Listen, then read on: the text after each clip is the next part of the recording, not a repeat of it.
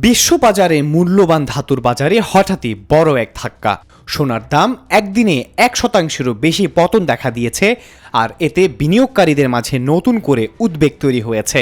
শুক্রবার আন্তর্জাতিক বাজারে সোনার দাম কমে স্পট গোল্ড দাঁড়ায় প্রতি আউন্স $4,573 কাছাকাছি, যেখানে সাপ্তাহিক ভিত্তিতেও প্রায় 2.8% ক্ষতির দিকে যাচ্ছে বাজার।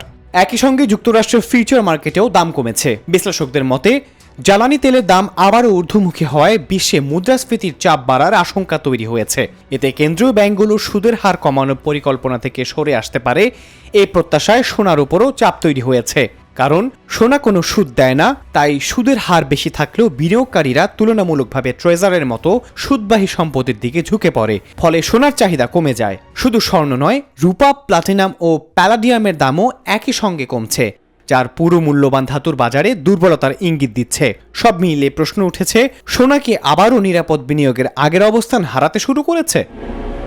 আহমাদ ইমতিয়াজ, নিরপেক্ষ। নিরপেক্ষ, সত্য প্রকাশে আপোষহীন।